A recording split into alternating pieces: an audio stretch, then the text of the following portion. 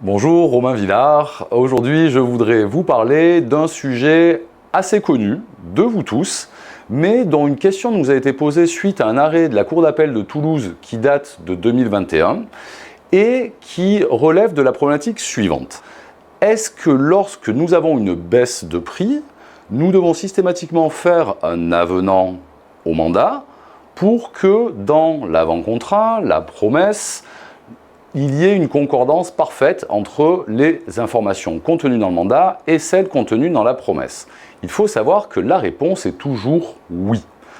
L'article 73 du décret de 1972 pris en application de la loi Hoguet prévoit cette obligation. Simplement, les personnes qui sont venues nous poser cette question nous ont mis en avant la problématique de ce que l'on appelle la nullité relative ou la nullité absolue.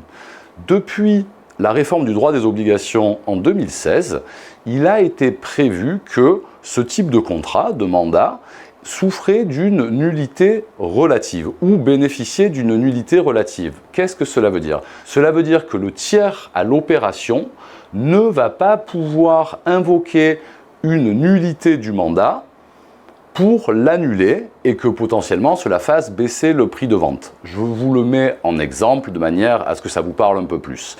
Vous avez un bien à vendre à 500 000 €. Vous avez un honoraire à 5%, ce qui fait 25 000 €.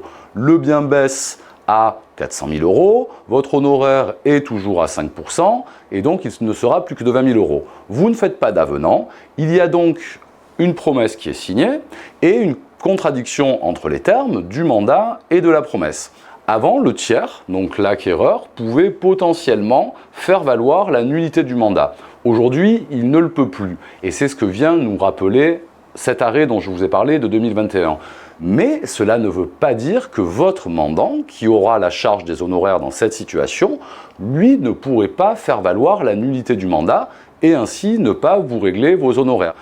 Donc l'idée ici était de bien rappeler que lorsque le prix de vente baisse et que vos honoraires baissent en conséquence, il faut faire un avenant de manière à ce que les informations contenues au mandat et celles à l'avant-contrat soient identiques si vous voulez sécuriser votre rémunération.